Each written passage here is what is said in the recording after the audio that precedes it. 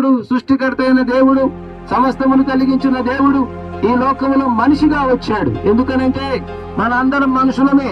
తెల్లవారైనా, నల్లవారైనా, మూగవారైనా, చెవిటివారైనా యుగాదికి వచ్చాడు, దాసునిగా దిగి వచ్చాడు.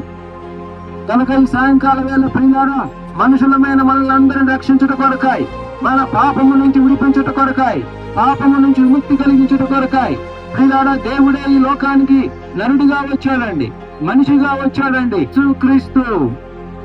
యేసుక్రీస్తు అంటే ఒక మతం, యేసుక్రీస్తు అంటే ఒక కులం, యేసుక్రీస్తు అంటే ఒక జాతి కాదు. కాబట్టి యేసుక్రీస్తు అందరికీ ప్రభు. యేసుక్రీస్తు ఎక్కడ కూడా మతము స్థాపించినట్లు లేదు. ఆయన మార్గం, సత్యం, జీవమై ఉన్నాడు. కనుక ప్రియ స్నేహితులారా, ఇటు యేసుక్రీస్తు ప్రభు వారు నీ పాపమును విడిపించుటకు సమర్థుడు, నీ పాపమును క్షమించుటకు సమర్థుడు, నీ పాపమును రక్షించుటకు సమర్థుడు, నీ జీవితంలో శాంతి, ఆనందం ఇచ్చుటకు సమర్థుడు. ప్రియులారైన మరణమును జయించి తిరిగి లేచిన వాడు, పాపల కొరకే ప్రాణం అర్పించిన వాడు, ఆయన పునరుత్థానుడైనటువంటి దేవుడు. ఆయన సమాజం నేటికి ఖాళీగా ఉన్నది. ఆయన సజీవుడైనటువంటి దేవుడు. ప్రియ సోదరుడా, సోదరి, ఈ సాయంకాల వేళ గమనించినట్లయితే క్రీస్తు పూర్వం, క్రీస్తు శకం, నీ డేట్ ఆఫ్ బర్త్ క్రీస్తు శకంలోనే ఉంటున్నది. నువ్వు ఏ పుస్తకం తెరిచి చూసినా కూడా క్రీస్తు పూర్వం, క్రీస్తు శకం అనేది మాట్లాడుతూ ఉన్నాడు.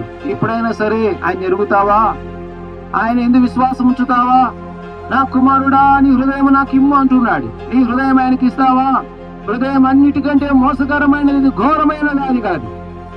వింటున్న సోదరుడా, సోదరి, హృదయ శుద్ధి గలవాడు దేవుని చూచేదరు. కాబట్టి దేవుని చూడాలంటే హృదయ శుద్ధి గలవాడు చూస్తారు. లోకంలో ప్రియులారా గమనించండి, మన బట్టకు మురికైన ఎవరు విడిపిస్తారు? అందుకనే ప్రియులారా, యేసుక్రీస్తు ప్రభు లోకానికి వచ్చి ఆ పాపానికి విరుగుడైన రక్తాన్ని చిందించాడండి. యేసు రక్తం ప్రతి పాపము నుండి మనల్ని కడిగి పవిత్రులుగా చేస్తుంది.